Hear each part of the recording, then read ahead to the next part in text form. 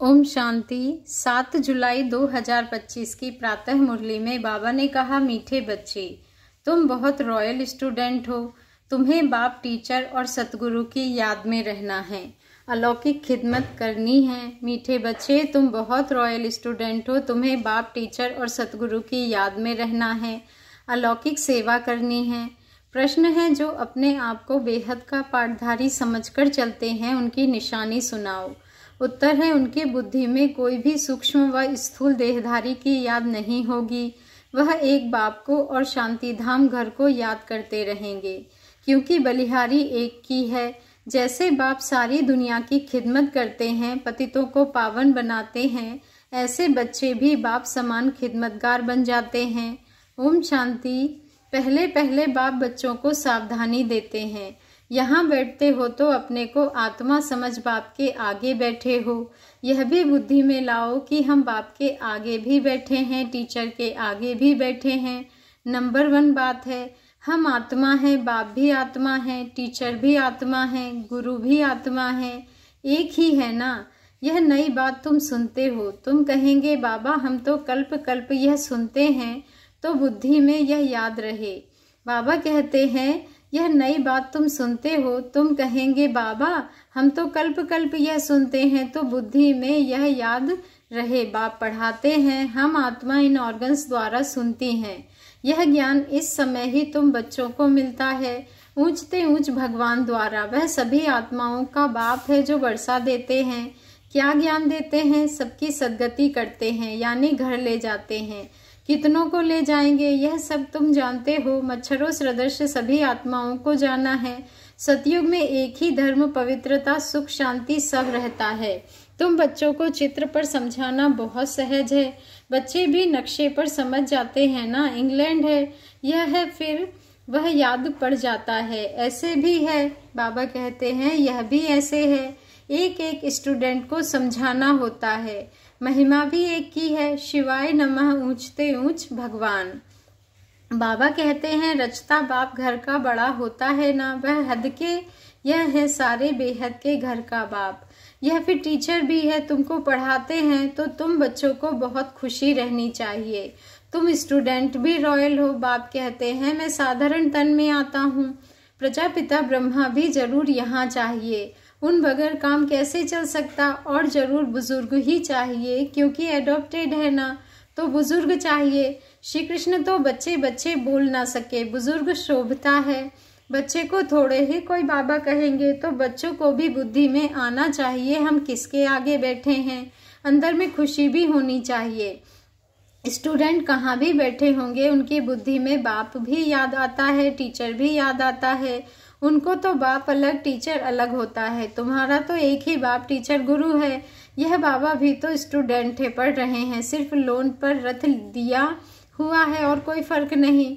बाकी तो हमारे मुआफिक ही है। इनकी आत्मा भी यही समझती है जो तुम समझते हो।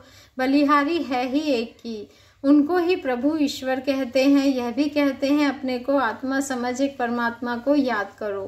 बाकी सब सूक्ष्म व स्थूल देहधारियों को भूल जाओ। तुम शांति धाम के रहने वाले हो, तुम हो बेहद के पाठधारी। यह बातें और कोई भी नहीं जानते, दुनिया भर में किसको पता नहीं है। यहाँ जो आते हैं वह समझते जाते हैं और बाप की सर्विस में आते जाते हैं। ईश्वरीय खिदमतगार ठहरे ना। बाप भी आए हैं खिदमत करने, पतितों को पावन बनाने की खिदमत करते हैं। राज्य गवाकर फिर जब दुखी होते हैं तो बाप को बुलाते हैं। जिसने राज्य दिया है उनको ही बुलाएंगे। तुम बच्चे जानते हो, बाप सुखधाम का मालिक बनाने आए हैं। दुनिया में यह किसको पता नहीं है तो सब भारतवासी एक धर्म के। यह है ही मुख्य धर्म। सो जरूर जब ना हो तब तो बाप आकर स्थापन करे। बच्चे समझते हैं, भगवान जिसको सारी दुनिया अल्लाह गॉड कहकर पुकारती है, वह यहाँ ड्रामा अनुसार कल्प पहले मुआफिक आए हैं। यह है गीता का एपिसोड, जिसमें बाप आकर स्थापना करते हैं। गाया भी जाता है ब्रह्मा और देवी देवता। क्षत्रिय नहीं कहते हैं, ब्राह्मण देवी देवता नमः कहते हैं, क्योंकि क्षत्रिय तो फिर भी 2 कलाक कम हो गए ना। स्वर्ग कहा ही जाता है नई दुनिया को, त्रेता को नई दुनिया थोड़े ही कहेंगे। पहले पहले सतयुग में है एकदम नई दुनिया। यह है पुराने ते पुरानी दुनिया, फिर नए ते नई दुनिया में जाएंगे। बाबा कहते हैं हम अब उस नई दुनिया में जाते हैं। तब तो बच्चे कहते हैं हम नर से नारायण बनते हैं। कथा भी हम सत्यनारायण की सुनते हैं, प्रिंस बनने की कथा नहीं कहते। सत्यनारायण की कथा है, वह सत्यनारायण को अलग समझते हैं, वह नारायण को अलग समझते हैं, परंतु नारायण की कोई जीवन कहानी तो है नहीं। ज्ञान की बातें तो बहुत है ना, इसलिए 7 रोज दिए जाते हैं, 7 रोज भट्टी में रहना पड़े। परंतु ऐसे भी नहीं यहाँ भट्टी में रहना है, ऐसे तो फिर भट्टी का बहाना कर बहुत ढेर आ जाए। पढ़ाई सवेरे और शाम को होती है, दोपहर में वायुमंडल ठीक नहीं होता है, रात्रि का भी 10 से 12 बजे तक बिल्कुल खराब टाइम है।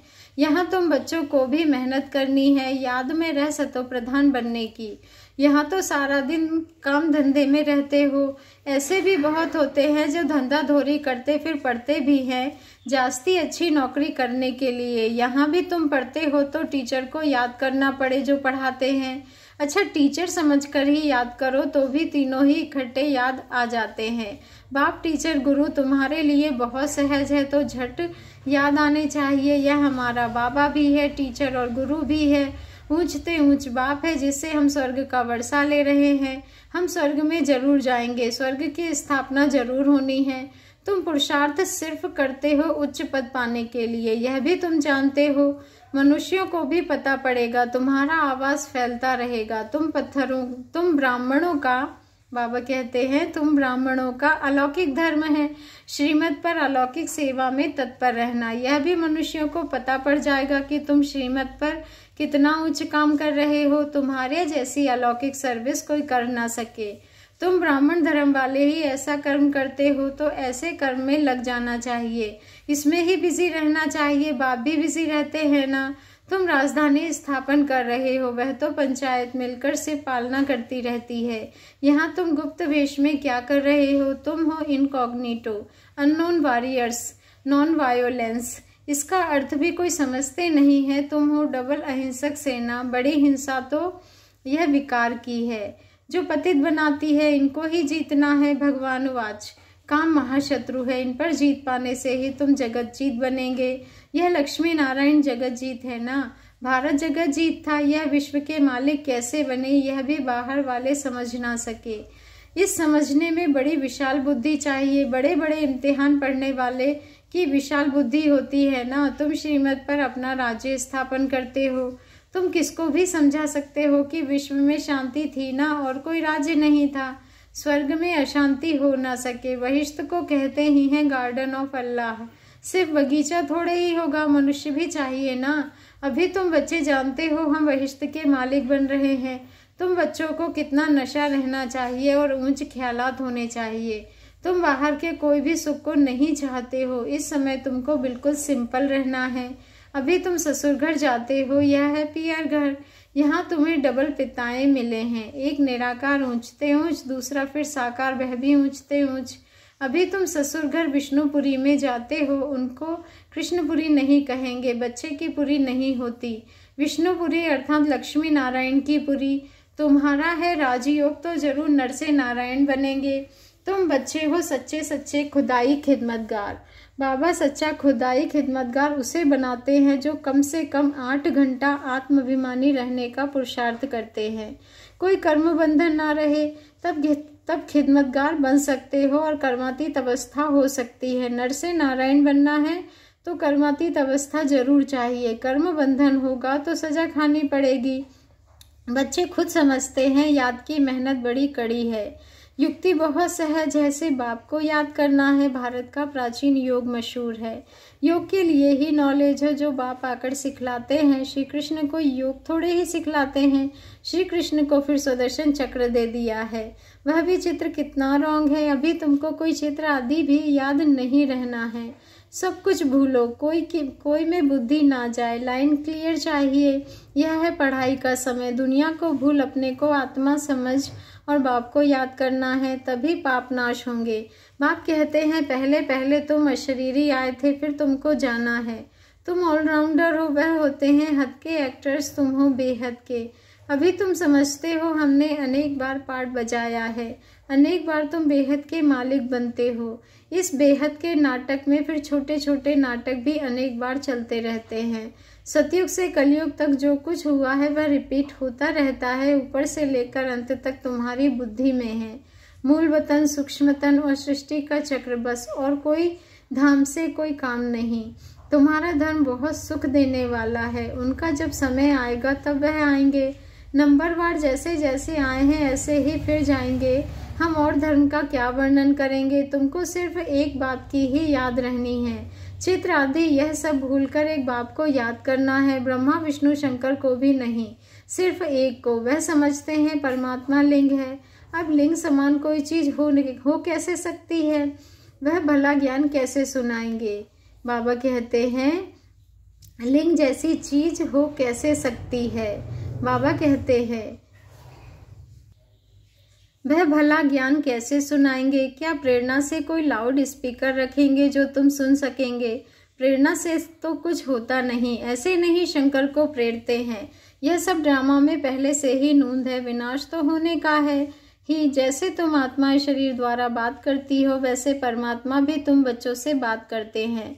उनका पार्ट ही दिव्य अलौकिक है। पतितों को पावन बनाने वाला एक ही बाप है। कहते हैं मेरा पार्ट सबसे न्यारा है। कल्प पहले जो आए होंगे वह आते रहेंगे।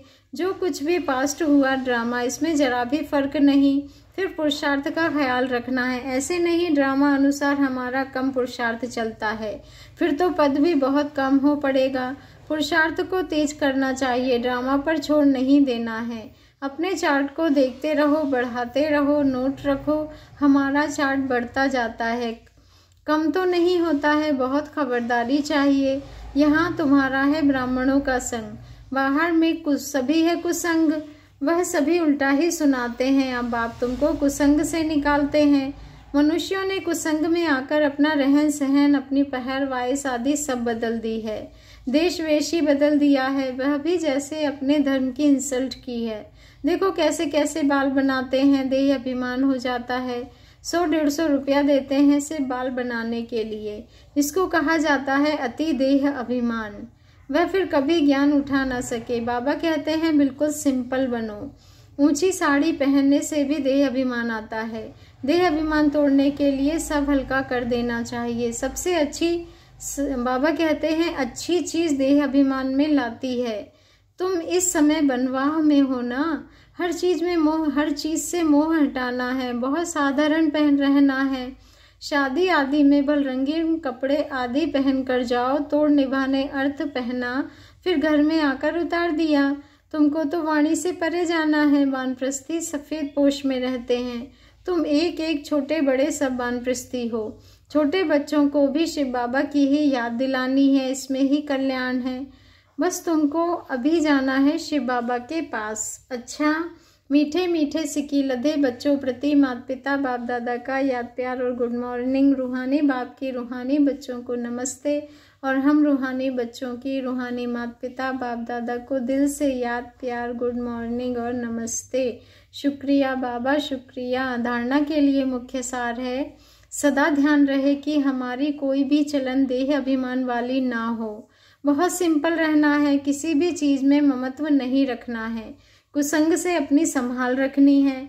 याद की मेहनत से सर्व कर्म बंधनों को तोड़ कर्मातीत बनना है। कम से कम 8 घंटा आत्माभिमानी रह सच्चा सच्चा खुदाई खिदमतगार बनना है। आज का वरदान है विशाल बुद्धि विशाल दिल से अपनेपन की अनुभूति कराने वाले मास्टर रचयिता भव। विशाल बुद्धि विशाल दिल से अपनेपन की अनुभूति कराने वाले मास्टर रचयिता भव। आज का स्वमान है मैं मास्टर रचयिता हूँ। मास्टर रचयिता की पहली रचना यह देह है। जो इस देह के मालिकपन में संपूर्ण सफलता प्राप्त कर लेते हैं, वे अपने स्नेह व संपर्क द्वारा सर्व को अपनेपन का अनुभव कराते हैं। उस आत्मा के संपर्क से सुख की, दातापन की, शांति, प्रेम, आनंद, सहयोग, हिम्मत, उत्साह, उमंग, किसी न किसी विशेषता की अनुभूति होती है। उन्हें ही कहा जाता है विशाल बुद्धि विशाल दिल वाले। स्लोगन है उमंग उत्साह के पंखों द्वारा सदा उड़ती कला की अनुभूति करते चलो। बच्चे, उमंग उत्साह के पंखों द्वारा सदा उड़ती कला की अनुभूति करते चलो। आज का अव्यक्त इशारा है, संकल्पों की शक्ति जमा कर श्रेष्ठ सेवा के निमित्त बनो। स्वयं को श्रेष्ठ संकल्पों से संपन्न बनाने के लिए ट्रस्टी बनकर रहो। ट्रस्टी बनना अर्थात डबल लाइट फरिश्ता बनना। ऐसे बच्चों का हर श्रेष्ठ संकल्प सफल होता है। एक श्रेष्ठ संकल्प बच्चे का और 1000 श्रेष्ठ संकल्प का फल बाप द्वारा प्राप्त हो जाता है। एक का 1000 गुना मिल जाता है। अच्छा, ओम शांति। शुक्रिया बाबा, शुक्रिया।